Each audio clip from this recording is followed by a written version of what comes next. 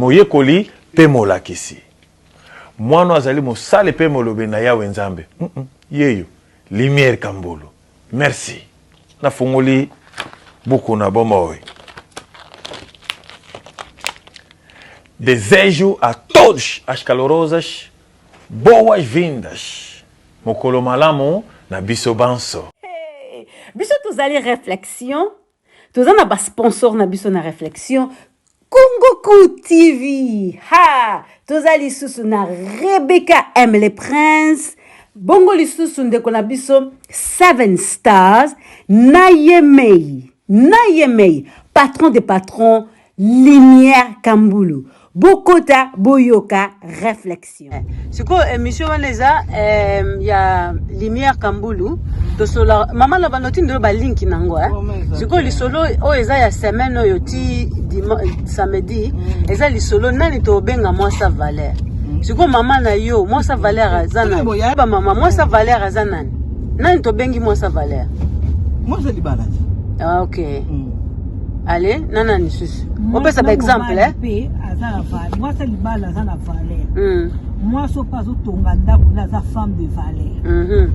moi ça zo boko la foyer na ye bana na ye azo boko la pena mobali na za pe moi sa valeur oza na foyer mo ozo pesa éducation ozo la bela ozo pe mobali na akima na yo alino su yo to meyo ofanda na yo kaka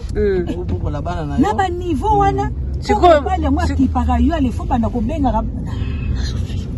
siko mama siko ndo lobi moi sa valeur o azana ndako azo boko la bana siko oyo azana ndako te aza nana balite siko wana to pese valeur te boko pese valeur ko se respecter pour ali ko sa ki ndumba te ah OK donc moi si oyo aza ko se respecter yango to bengi moi sa valeur moi sa valeur o kaso ko se respecter devant ba obstacle devant ba ki ndumba devant masanga moi so respecter mobali na ndako quoi so respecter ba so respecter mobali na ya so respecter ba ninga moi sa valeur ndeye wana siko na ndako nde to lobili kamba respect ya mwasi na mabe mobali azo sala na malamu siko il faut ka o respecter pose à moi sa valeur bon so mobali azo ko se comporter bien te mobali so azo ko se comporter bien te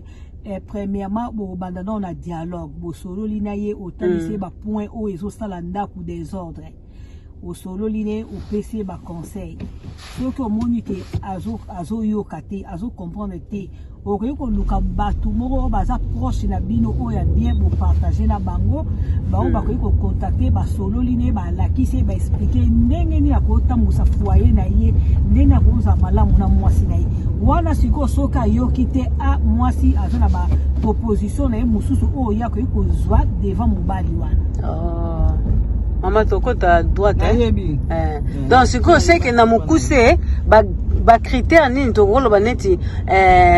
banda na 1 tina ba na ba nombre bana na 1 soki tina 10 ba critère nini ke oko to kopesa ba qualité ya moi sa valeur aza moi si o azo respecter respect moi si o aza na libala faut reposer to o aza célibataire to banana libala kasi ba critère nini moi sa koza nango azana libala po azala moi sa valeur moi sa libala aza moi sa azo respecter mobali na ye respect OK aza moi sa azo look after ndako na ye very well aza moi sa azo éduquer mobali azo éduquer pe bana po mobali pe to éduquer ba so baza lokwa bana so liboso surtout ba ope faut ko éduquer ba go bébé ko ya ko mila na kata ndako ba cigarette na kata ndako et quoi fêter bana ba baby donc bango pe to éduquer bango to zo éduquer bana moi ça va oyo azo éduquer foyer na ye aza mwasi oyo azo yokela mobali na ye aza mwasi oyo akimi désordre bongo siko bao ba libanda critère nini tokoki o no ba balite critère nini ba tokoki ko mona kati na ba on poto benga ba on basi de valeur basi wana baza basi pe ba se respectaka devant l'homme sous public akoye bandeni akose comporter ah maman siko non ko so ba biso ba ko na ba kitenzo ba songa kate mwasa valeur ata oyo azokopesa nzoto na ye respect alingi kokenda buzuba te ye moma azopesa nzoto na ye respect magaza single mwasa valeur kitoko maka. Merci beaucoup ba maman na opesa biso réponse pour la réflexion. Merci. Okay.